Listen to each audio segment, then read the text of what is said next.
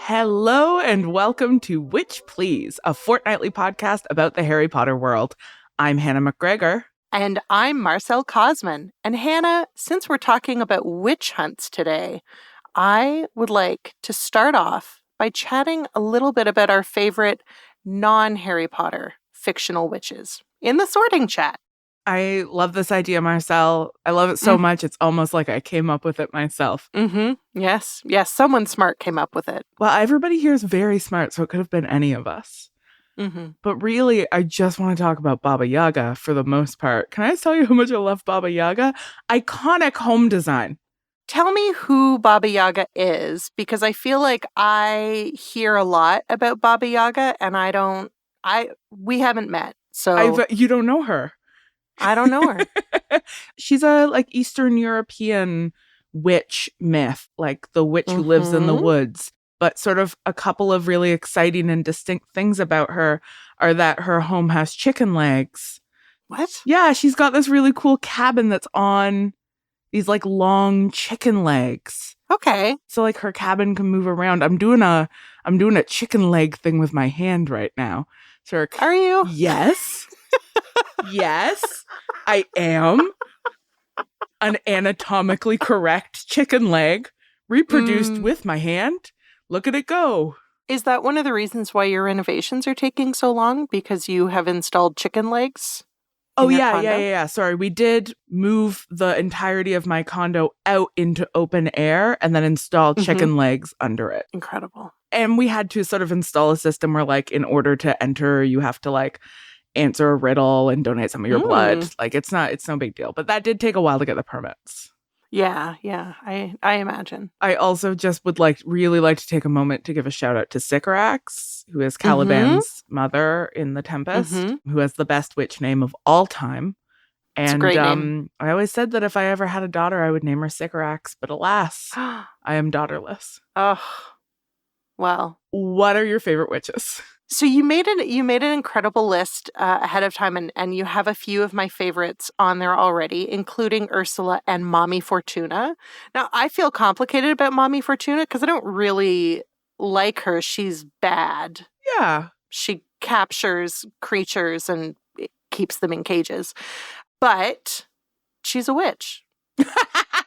And she meets her end at the claws of a harpy. Yeah. And you know what? That's pretty badass. Mommy Fortuna is the witch in The Last Unicorn, for those who have not yet watched The Last Unicorn. And by I mean, it's your homework. Go watch The Last Unicorn. Voiced by Angela Lansbury. Yeah, Mommy Fortuna. Incredibly. Slaps.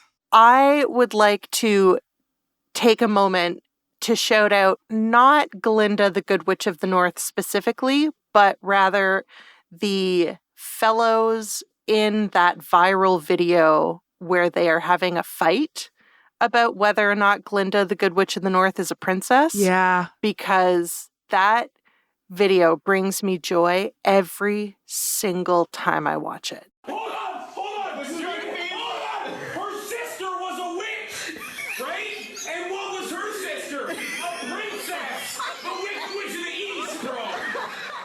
That's an important video. It is defining. It is culturally defining. I think a text of our modern moment. Yeah, definitely. You know? She came down in a bubble, dog. Yeah. You're going to tell me that I'm wrong? Sorry, is coming down in a bubble a witch thing or a princess thing? No way to know. No way to know. Great. Well, that's all we know about witches.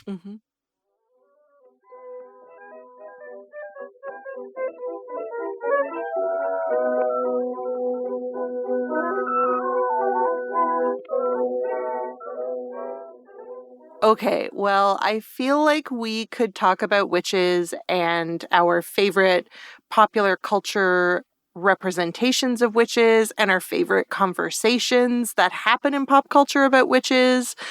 I feel like we could talk about that all day. But if we want to impress our guest, we should get started on revision. You know what?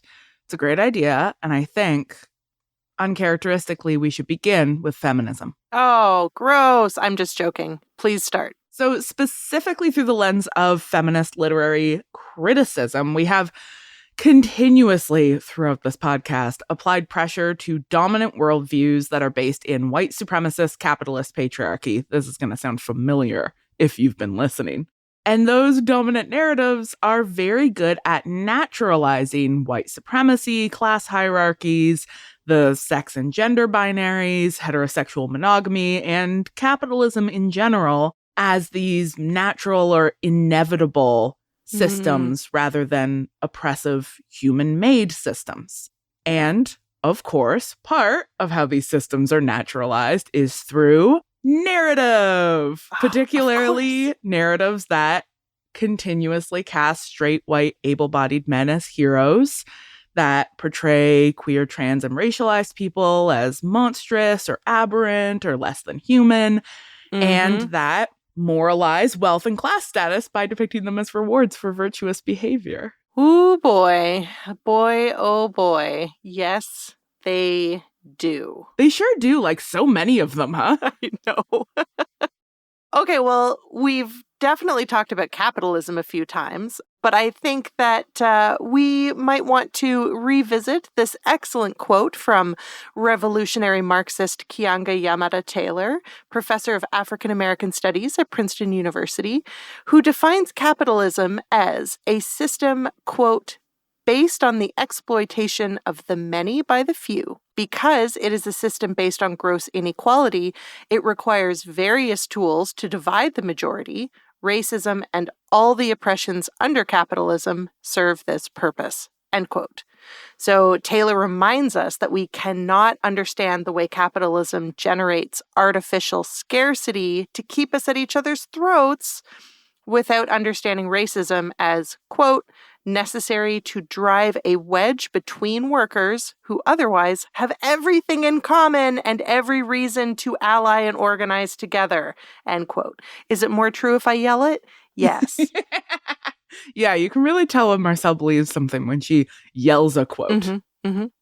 We've also worked to understand some of these systems better by historicizing them. Always historicize. Historicize, historicize, it's always time to historicize. Through looking, for example, at the emergence of the nation state as being connected to capitalism. So through Benedict Anderson's Imagined Communities, we looked at how modernity in Europe in particular was characterized by the emergence of various systems that shook up the established feudal hierarchies, including the printing press. We know her well. Scientific discovery, colonization, or quote unquote exploration, which is a fun thing European nations like to call it. Vernacular religious texts, that's like the Bible in a language that isn't Latin. And alongside vernacular texts, rising literacy, and then eventually new print publics organized around newspapers, what Anderson calls print capitalism.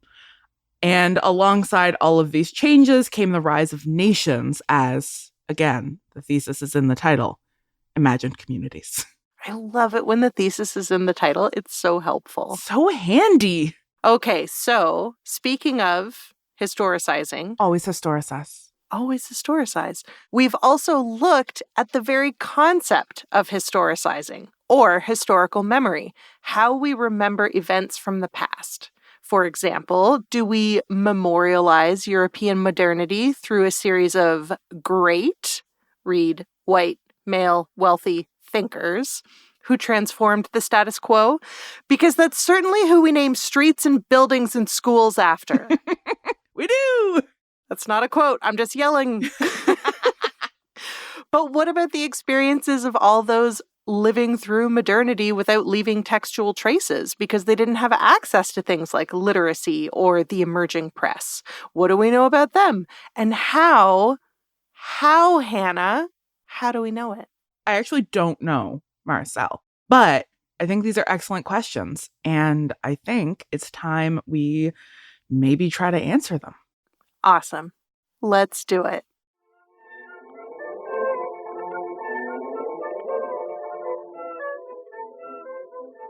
All right. We've revised enough. It's time to get to the magic of learning new things and meeting new people in Transfiguration class. Our guest today is Dr. Niki Fitzgerald, pronouns she, her. Niki is an NHS doctor specializing in care of the elderly and general internal medicine. She has recently completed her master's in Applied Medical Humanities at Birkbeck, University of London. Her dissertation was titled, Is Medicine Obsolete? An Abolitionist Feminist Reimagining with Flourishing and Care. Oh, that sounds so good. Niki also organizes with her local Cop Watch group who build community resistance to police powers and state violence. Yes, Niki. Yes. She identifies as a Slitherpuff and lives in North London, England with her partner Lou and their dog Luna, who is all Ravenclaw. Welcome, Niki. Welcome, Niki. Thank you. It's amazing to be here. Oh my goodness. So nice to have you. I'm obviously going to just lock in immediately on the most important part of that bio, which is what does it mean to have a dog that's a Ravenclaw? Is your dog answering riddles? Yeah, literally, she's part collie. She's a rescue, but she looks mainly like a collie.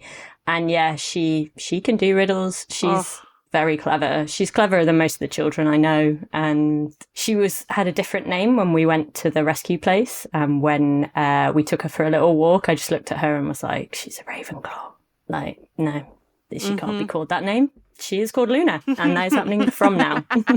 Niki, do you want to start us off by telling us just a little bit about your relationship to Harry Potter and how you got the idea for this episode? Yeah, absolutely. I mean, Harry Potter's been an absolutely enormous part of my life, since I was a very young child. I had the books all the way along. I used to reread them in advance of every new one coming out. So I've read the first one innumerable times, and increasingly, even in my adult life, at times of stress, I would do a comfort reread. So when I was organising some strikes as junior doctor strikes we did some years ago, and I got really stressed in the organising, I did a reread.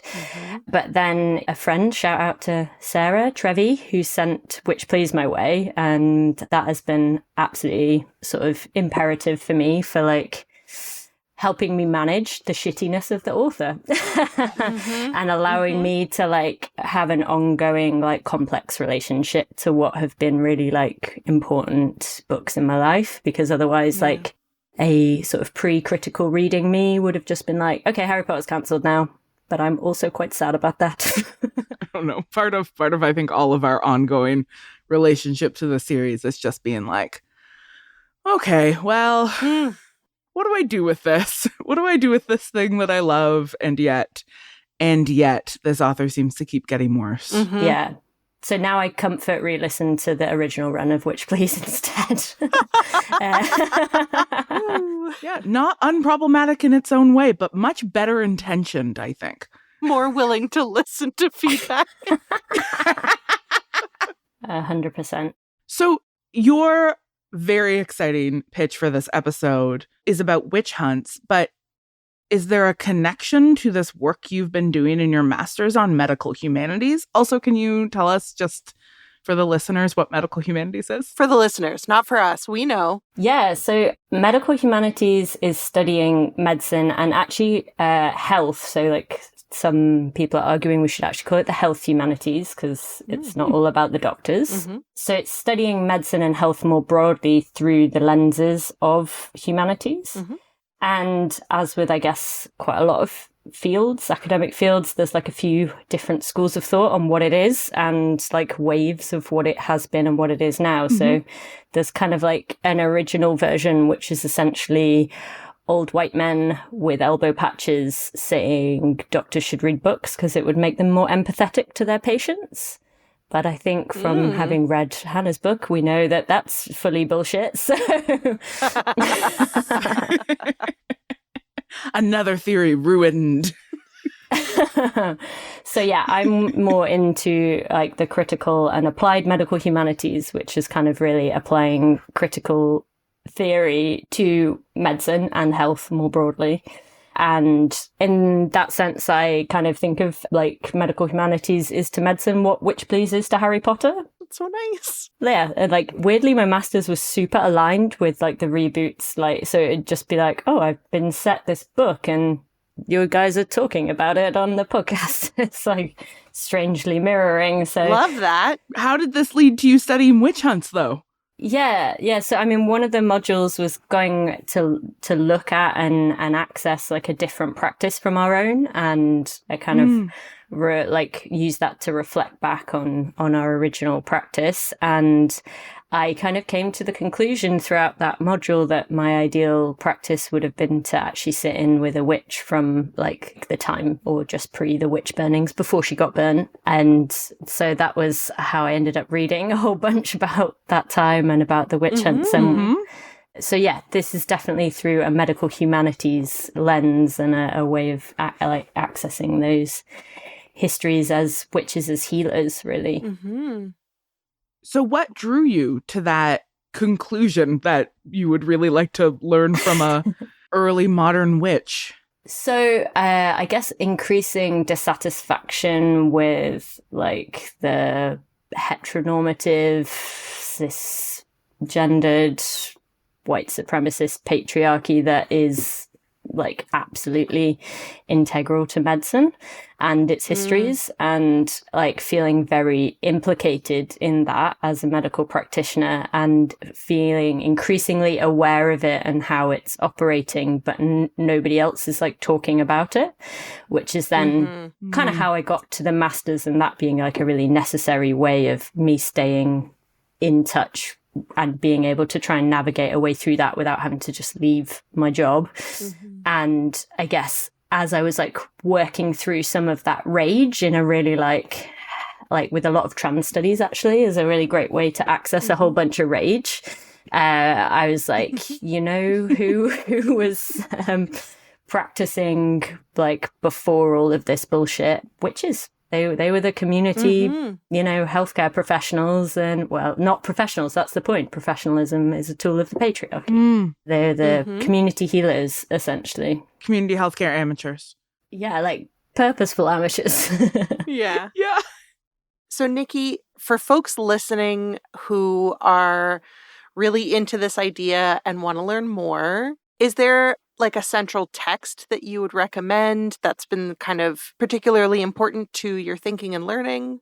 Yeah, absolutely. So I would say there's two. Like one was the kind of Gateway, which is an amazing pamphlet called Witches, Midwives and Nurses by Barbara Ehrenreich and Deirdre English.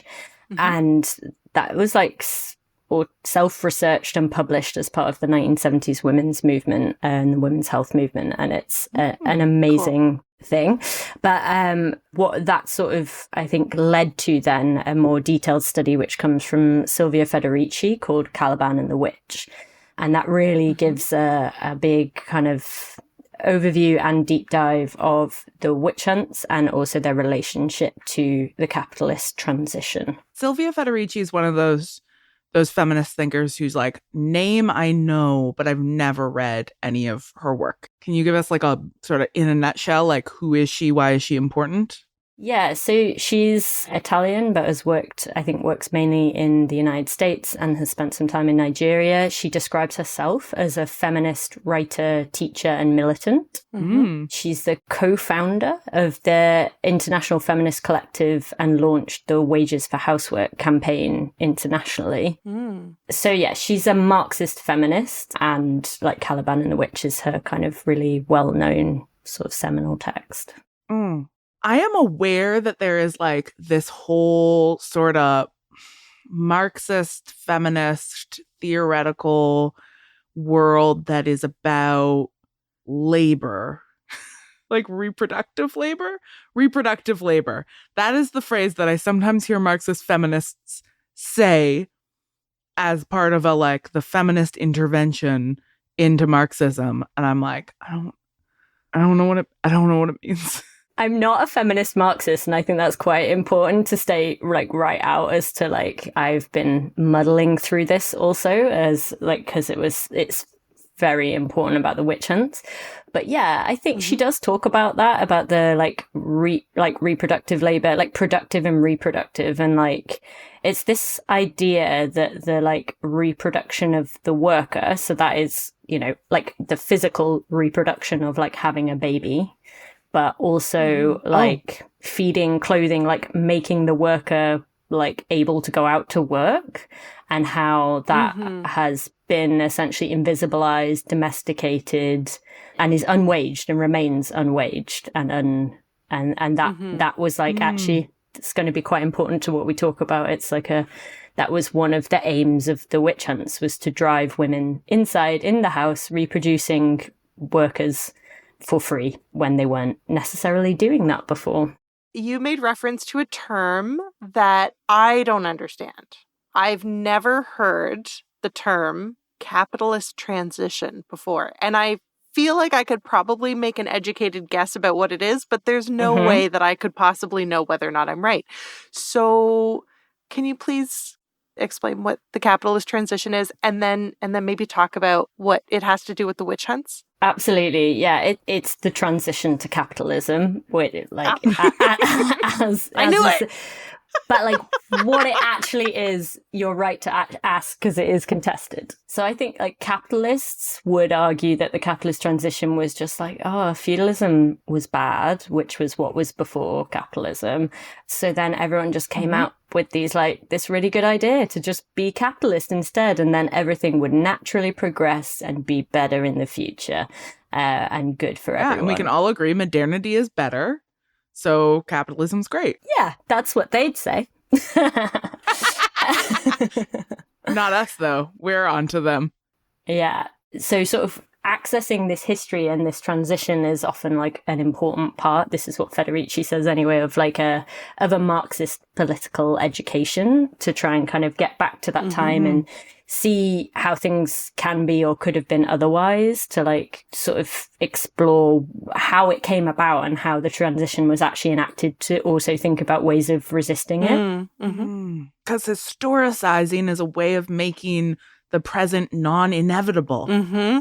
Absolutely, yeah. And that's what Federici actually does, like, amazingly, because Marx omits the witch hunts. There's obviously like a lot of omission in the Marxist history, kind of up until Federici, of like what the deal was with how this affected women. And so like it was extremely necessary intervention to have like a feminist reading of what was going on. And actually the sort of landscape that Federici paints of like all the various stuff, resistance, pressure points, things that were going on like broadly and specifically for women, is like really illuminating, and kind of, yeah, it's like this seething hotbed of lots of resistance in all these places. It's amazing. So it has never occurred to me before to think about the witch hunts in relation to capitalism. Same. I've always thought about it in relation to, you know, patriarchy and the church. So this is again an exciting new idea for me. Can you sort of draw out that connection a little more? What did the witch hunts have to do with the capitalist transition? Why are those part of the same story?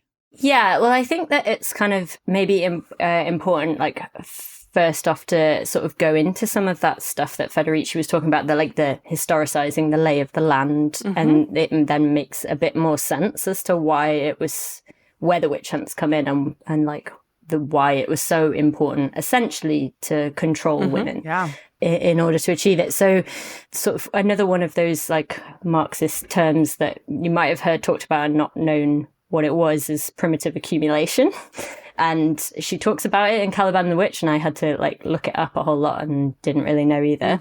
But that's sort of like the start of capitalism, and it's like so primitive. It's like the starting bit, and accumulation, which is AKA accumulating other people's stuff, which is stealing, as far as I know. So yeah, Gotcha. Primitive stealing. Accumulation, early stealing. So basically, to get like the initial capital to start doing capitalism and like exchanging capital and making money and making more and more capital, they had to steal a bunch of stuff. and take control over it. And so the things that needed to be accumulated or stolen were land, bodies. Like steal whole countries. Yeah, exactly. Yeah. And the bodies that lived in those countries and those bodies, the time of those bodies. So yeah, land, bodies, labor, wealth, time. They're like some of the things that there was like, they were grabbing and stealing all over the place. And so obviously each of those, like particularly stealing other people's countries, like that could talk quite a lot about that. And, you know, as a British person, there's a lot to be reckoned with in terms of the history of Britain stealing other people's countries. Yeah. Like there was the land grabs in terms of colonialism, but there was also like an initial land grab in the European countries where this was like coming out of. Is this the enclosure movement?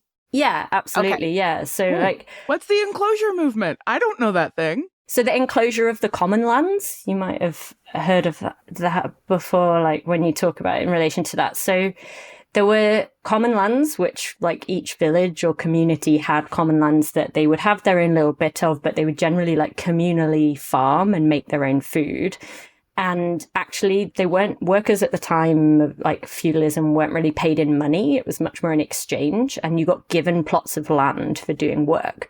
So then you could make your own food. So it's like the kind of worker is much closer and produces themselves. They don't have to go through money to like get what they need. But because like capitalism required more land to like commercially farm it, so they not only stopped giving people land, they also enclosed the common land, so they stole it. And so then that's kind of, in Marxist words, like the expropriation of the worker from the land. So it's like stealing the land and then making them work on it for poverty wages. And then they have to like buy the food that there has been made out of the like produce that they have been farming, which is, you know, kind of what happens now. So it's like Federici talks about it causing this like distancing then between the worker and like the means of production, aka the land where they make food. There was a lot at the time in feudalism of like resistance to feudalism itself. So there was like people kind of, even like within those exchanges, there was like people would just like do it really slowly, or like any work for the Lord, they would just like have all these like little ways of resisting. And like there was the sort of low level resistance that Federici describes, but then there's like right up to the like peasant revolts and the peasant wars where they're just like, this is bullshit, we don't want to work like this anymore. And so actually Federici kind of describes the capitalist transition as like the ruling classes seeing particularly the peasant revolts as like a challenge to their power, and capitalism being a series of techniques for them to regain power and control over the peasants.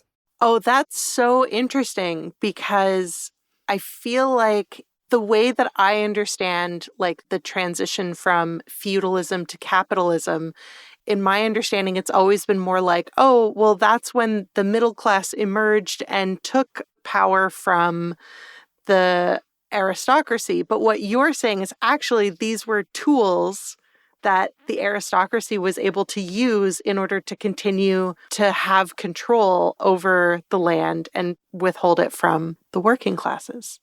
Absolutely. And they were peasants then, they weren't even working classes. Right, of course. They didn't work for bosses. They like did some work for the Lord to get their plot of land so that they could farm, but they like were always trying to find ways to spend more time on their own land so they could make food for them and their family and their community. That's right. And like Federici talks about also the other affordances that were there. So there was, you know, common access to ponds, lakes, streams, forests for fuel, for catching fish. Like it's actually much more in common with what we'd understand about like traditional indigenous ways of being in relation to the land. That's right. And so these techniques were obviously then exported as part of colonialism.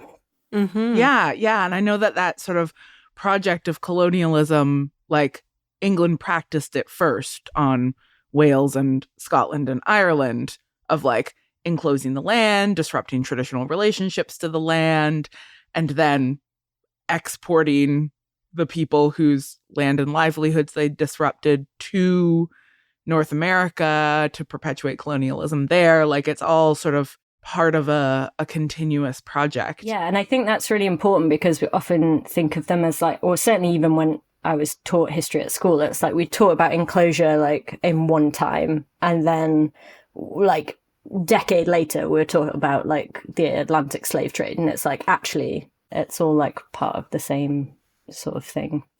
But Niki, what about the witches? Where did the witches come in? Were they in those forests that the villagers were allowed to wander into? Absolutely, yeah. So they like part of the capitalist transition, like a really important part of it was needing to control women, partly because, yeah, a lot of women were putting up a lot of resistance. So like I say, you kind of get this feeling of like it being a lot of resistance everywhere all the time.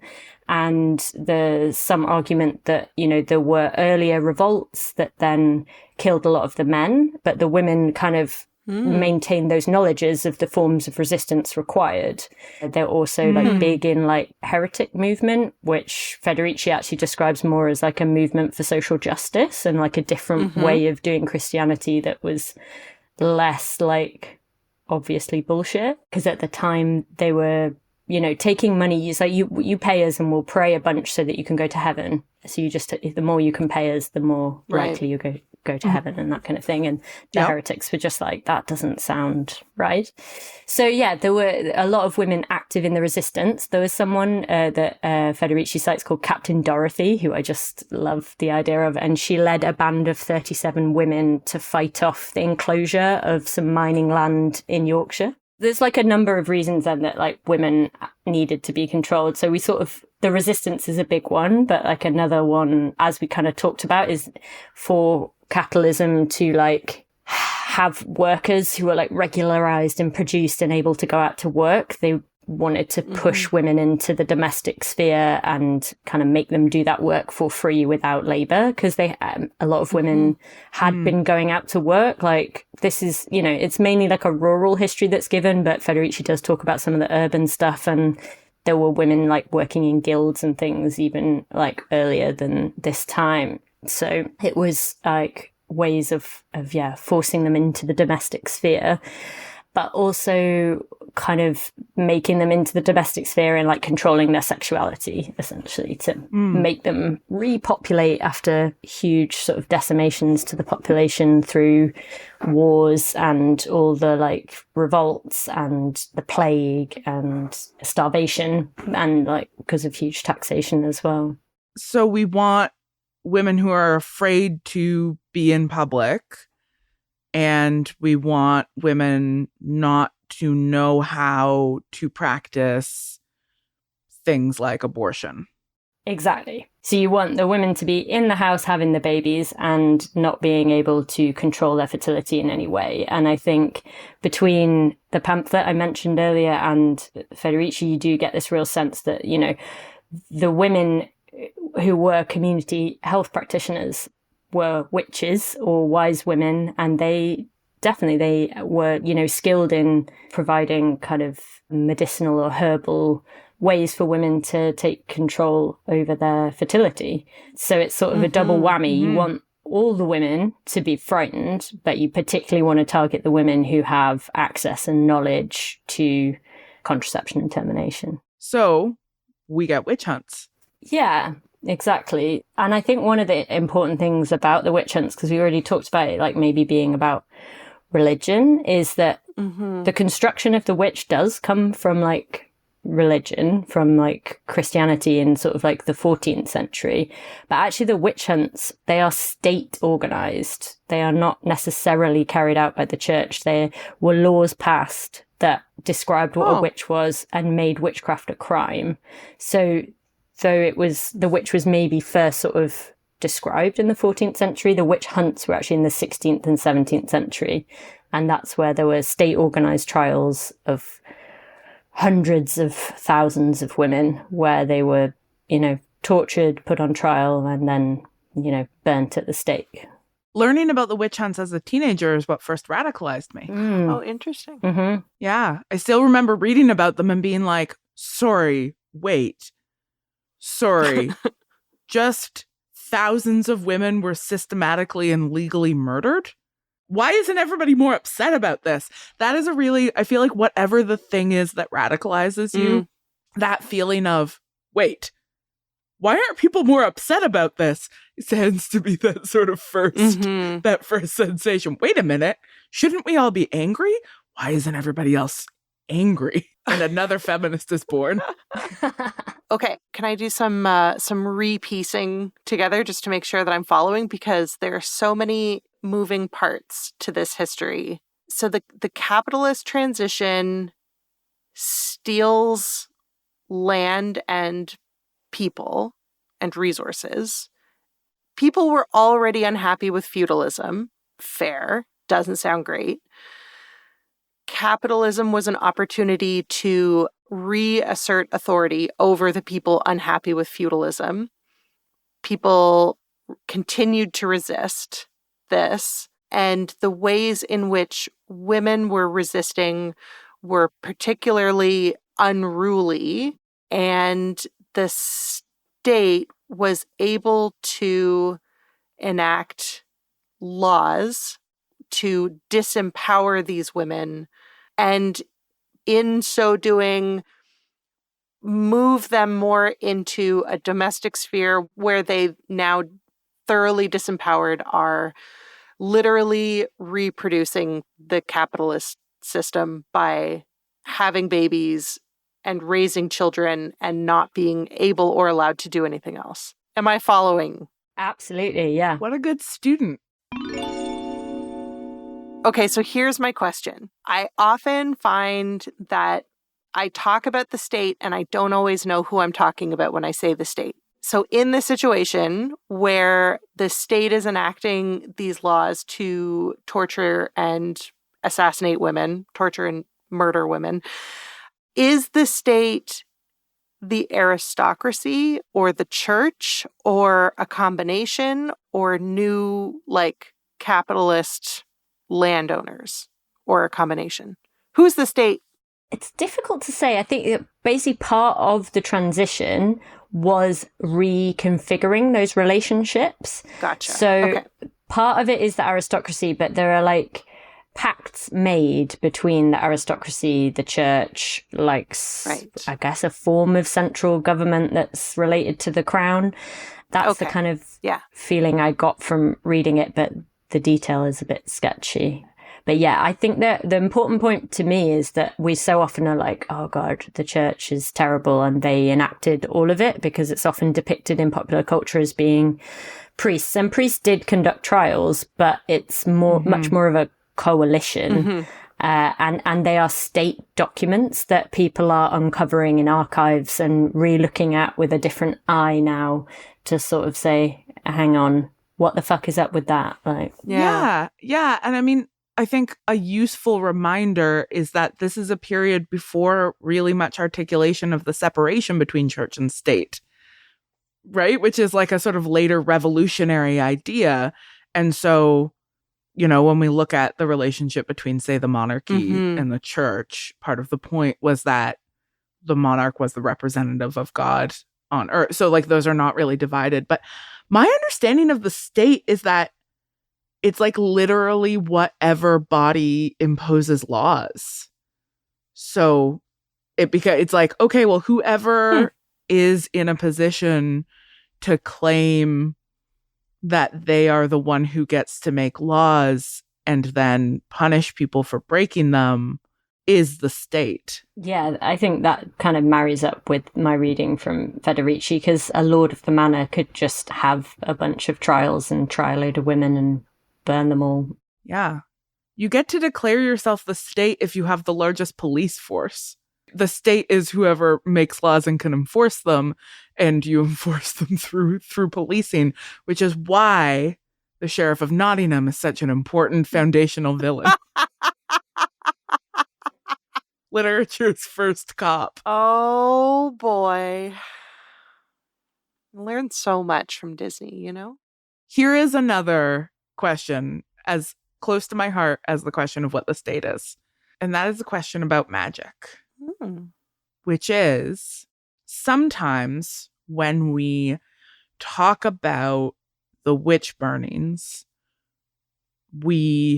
people, not me, but people will sort of frame what was irrational about the witch burnings through asserting that the women were not really witches and that claims that they were doing magic were false or invented or hysterical.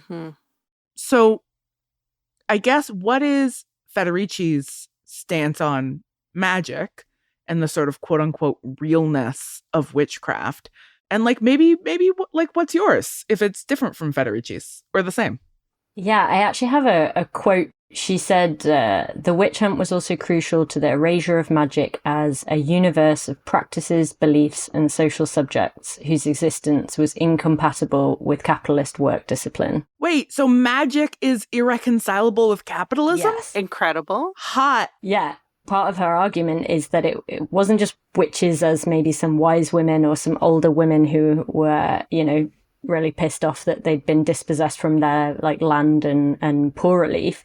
It's that this was a widespread system of belief and practices that we would like now call superstition, but we've been made to think that it's superstition because of a like concerted campaign against this way of understanding the world, and that it's much more in touch with kind of the affordances of nature and the land, and I think much more connected with the land and your own body is the way that I see it. There's like interesting example that she sort of uses to illustrate this as being kind of anathema to the capitalist work ethic, is that there were superstitious days. There's like lucky days and unlucky days. And if it's an unlucky day, you don't go out the house, you just stay home. And you can't have like a capitalist job where people have to go every day to the same place for the same hours if they're just not going to turn up but I'm like, that's a much better way of being in the world. Is like, today is an unlucky day, I need to stay in bed. Every day under capitalism is an unlucky day, as far as I'm concerned. I feel like we're seeing a little bit of this returning with the rise of astrology and the way people will be like, I actually can't go to work today because Mercury is in retrograde. Sorry, I actually just can't. I can't do that meeting. Sorry, Mercury's in retrograde. Sorry. But I'm totally into it because, yeah, if you're in a Pisces season, there are some things you just shouldn't be discussing. Like, so with all of this in mind, it's really interesting to think about how the witch hunts are represented and like how we, you know, we've been talking about historical memory. Like, how is this period memorialized and how do we talk about the witch hunts? Yeah, I think Federici in particular in her later work is really mad about how we talk about it, and that comes through in Caliban and the Witch, and I enjoyed that as another way of accessing rage during the piece of work I was doing. And it's just, as you said, Hannah, when you were just like, why aren't we more angry about this? Because it's often just represented like, I mean, in popular culture, it's often like a comic device, or but there's even, you know, Federici quotes a history of psychiatry that was written in like the 1970s that sort of describes all the witches as being like hysterical mad women who'd now be in an asylum. So It's like, oh, there was nothing wrong with burning all those women. They were mad, and that's fine. We'd lock them up now instead, rather than be like, what might have been going on as to why the whole of Western Europe decided to burn swathes of its population. And I think that the other point that Federici has mentioned in recent interviews is that, you know, there are sites of witch burnings where there are museums, and in the gift shop, you can just buy a doll of a witch that's like all green and old and lol, but there's like no other kind of mass killing of state-sponsored murder where you then buy a comical toy in the gift shop. I mean, it also makes me think about the way that like indigenous iconography is sold as tourist trash on stolen indigenous lands. The flavor is the same. Yeah. Well, I obviously want to dig more into this question of the memorialization of witch hunts and cultural representations of witch hunts. And lucky for us, we've got this shared text that talks about witch hunts that we can use. Do you want to go do that now? I think that's a fantastic idea, Hannah.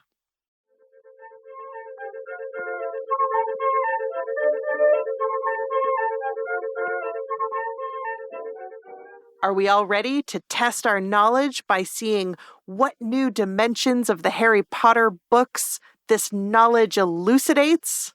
I hope so, because that's exactly what we do in Owls.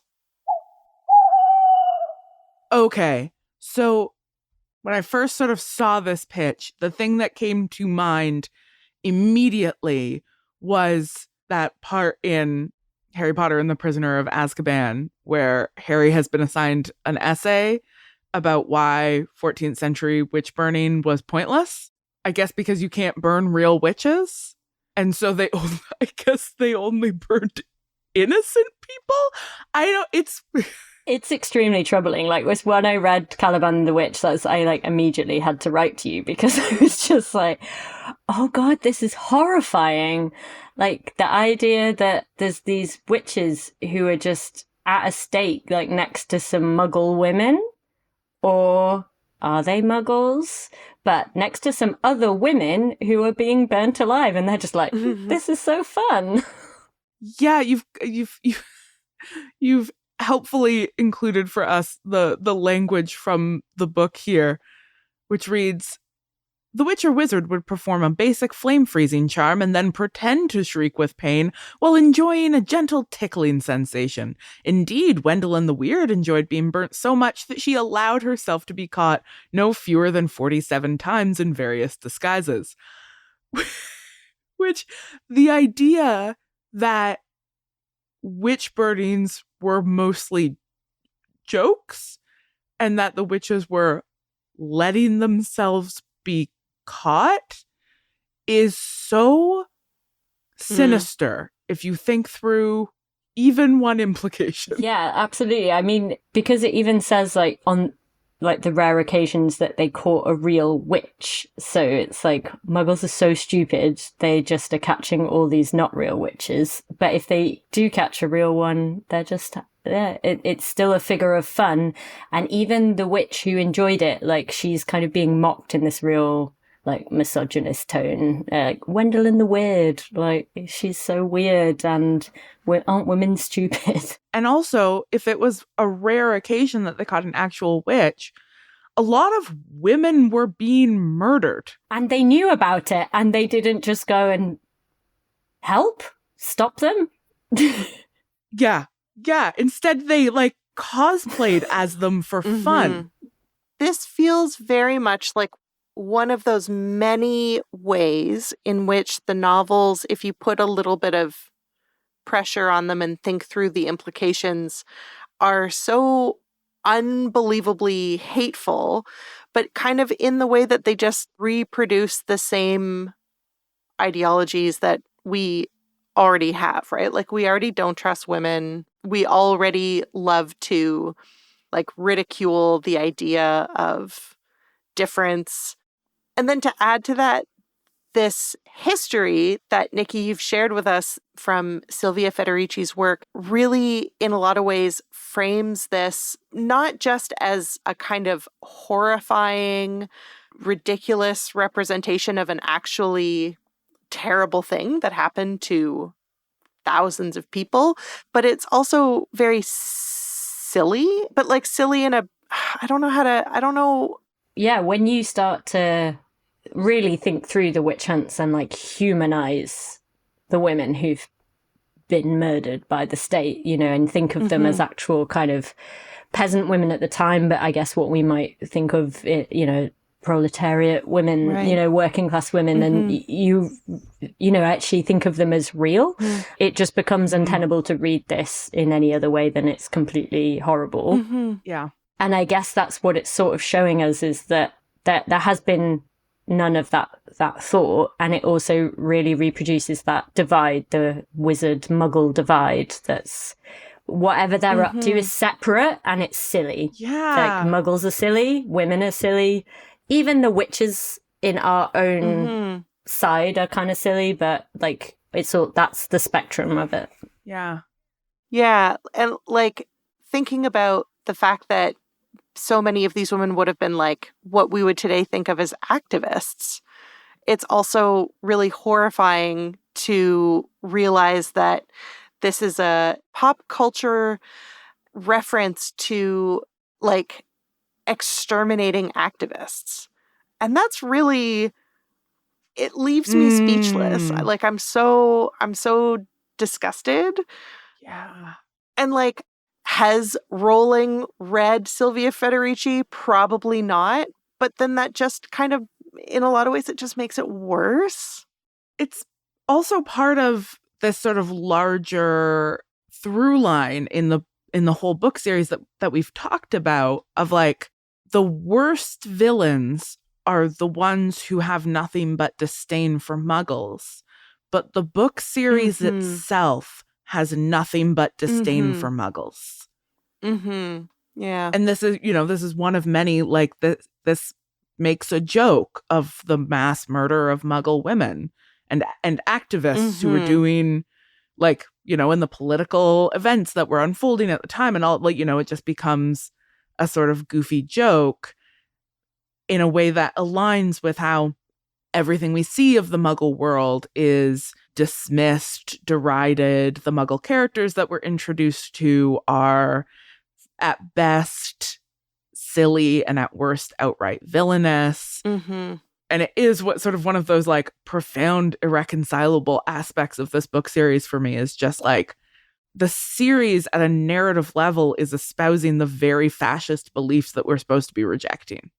I mean, and I guess that makes sense. Like, in a lot of ways, of course it does, because those fascist beliefs are, as we have come to learn, are the logical extension of our own liberal ideologies, right? Like, so it makes sense that you can't divorce fascism from liberalism, but it's that the inherent contradictions are unconscious, or that the series itself is ignorant of the inherent contradictions, Okay, so speaking of like structural ignorance in the series, can we talk about what we know from the books about what was going on in the wizarding world around the time of the witch burnings, other than this one sort of hilarious anecdote we get about Wendelin the Weird?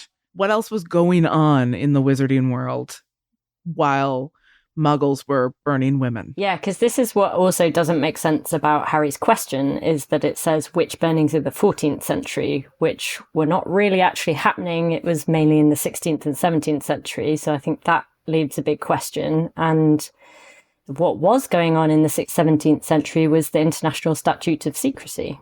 So from some fandom searching and not going back through all of the texts, it's this International Statutes of Secrecy was 1689 and fully instituted in 1692. So that is in like the height of the witch burnings. Right.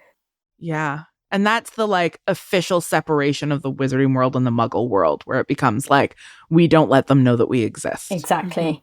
And it's the kind of, again, there's not an awful lot said about it, but it sort of also doesn't totally make sense, because what it says is it was for the protection of the wizards that they were being treated increasingly in a hostile manner by the muggles, which would then, even if you sort of buy that as an official line, is like, well, surely you're talking about the fact they're trying to burn all the magical people. Yeah. And so you decide, like, that would be quite a reasonable, thing to do, is to decide to go completely underground because you want to stop particularly your, like, the women in your community from being, like, tortured and murdered, on a regular.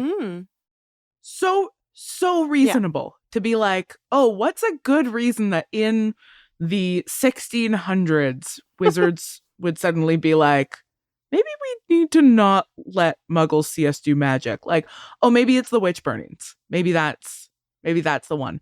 But it is weird, isn't it, that it's the wizards who created the statute of secrecy, but witches who were being burned. Exactly. And I'm just like, there's something up with that for sure. And like, to my mind and my reading, it's like, I think there's just, like, the Malfoys, like the landed gentry of the wizarding world, doing a complete power grab on the magic. So, like, to my mind, this is, you actually blur the line. It's like, magic was real. Magic was a system of beliefs that was widely practiced, particularly amongst the peasantry.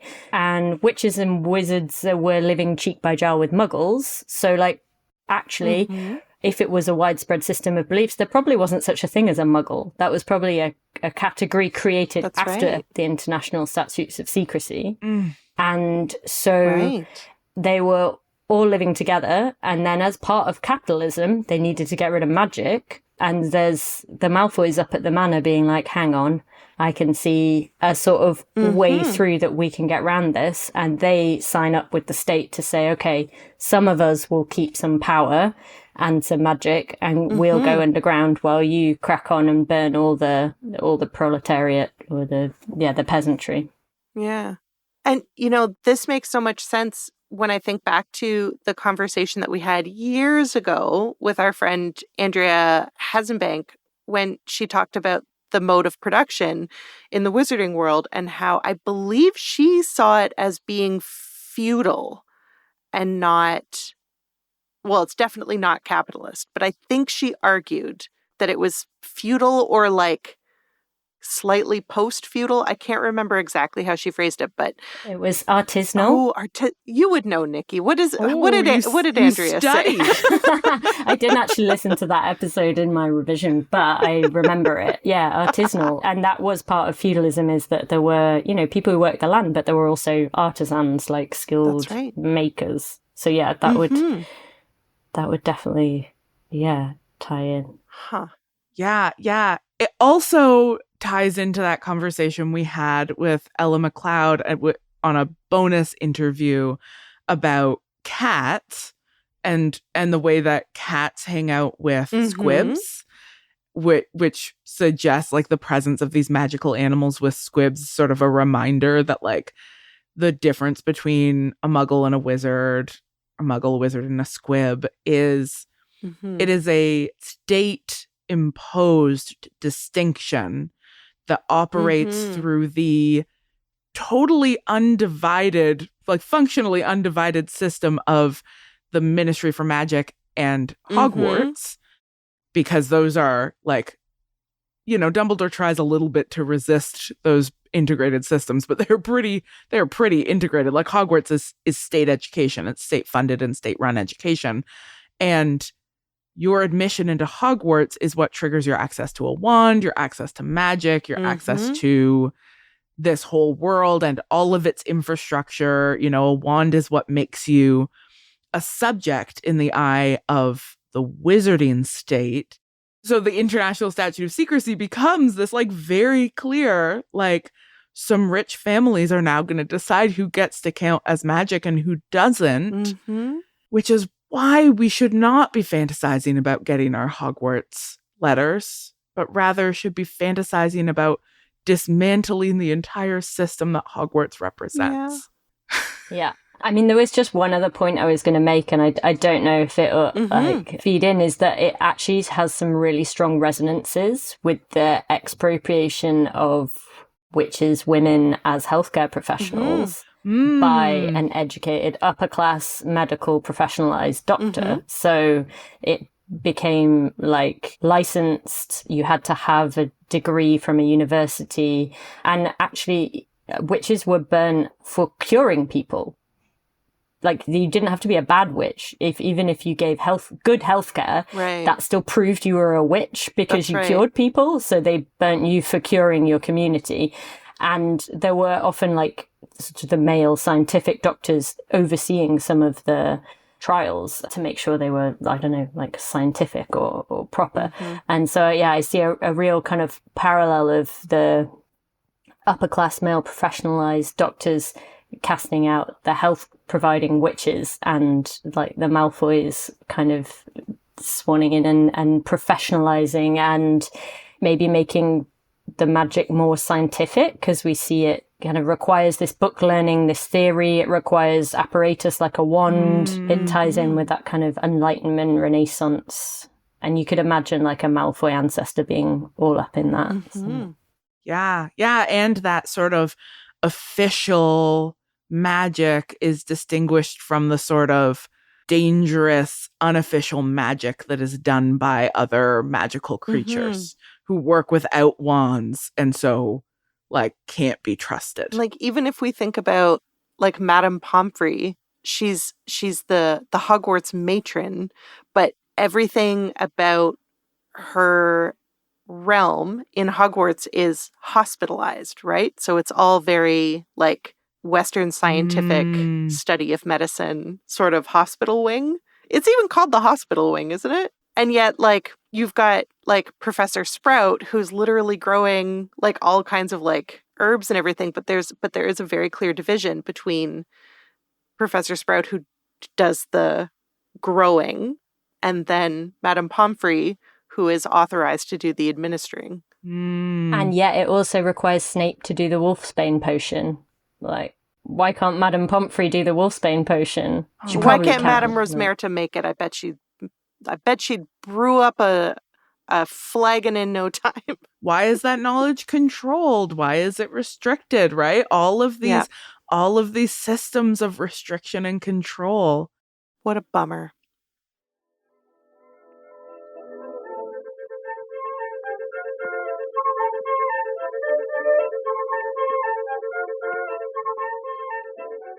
Thank you, witches, for joining us for another episode of Witch Please. If you have questions, comments, concerns, or praise, mostly praise, you can come hang out with us at Witch Please on Instagram or Twitter. And of course, always the best way to get more of us and to praise us is to go to patreon.com/ohwitchplease, where you can get so much content and also, most excitingly, help us figure out what we're going to do next after we finish this reread of the Harry Potter books. Because, we want to know from you specifically. If you think I'm talking to you right now, I am. It's you. If you don't do social media, no worries. We have a newsletter to keep you in the loop for all of our adventures, and you can sign up on our website. Also, please read my book. It's called A Sentimental Education. And it's good. And Niki read it. And you want to be cool like Niki. Also, Marcel read it. And you want to be cool like Marcel. Also, Coach read it. And you want to be cool like Coach. Everybody who's cool has read it, is what I'm saying. Venn diagram. Perfect circle. Mm-hmm. Witch Please is distributed by Acast. You can find the rest of our episodes on Acast or at owitchplease.ca, which, as a website, I gotta say, is expanding faster than the universe every day, thanks to our awesome newest team member, Gabby. You can find transcripts, merch, you can sign up for our newsletter. You gotta go. Just check it out. You'll love it. Special thanks, as always, to our executive producer, Hannah Rehack, aka Coach, to our social media manager and marketing designer, Zoe Mix, and to our sound engineer, Eric Magnus. At the end of every episode, we shout out everyone who left us a 5-star review on Apple Podcasts. And I gotta say, I think that we accidentally got found by some misogynists because we have been getting kind of a spate of 1-star reviews with people calling the podcast woke nonsense. So we need you to drown them out. When did woke nonsense become a criticism? I'm proudly a proud producer of woke nonsense, but please help us drown them out by reviewing us. And as a special perk, if you review us, you get to hear Marcel coming out of her cage, but doing just fine. Thanks this week to Kaz9Du, Panna Markotsis, Kazmira J, and SV in WA. We'll be back next episode to add to the appendices, but until then... Later, witches.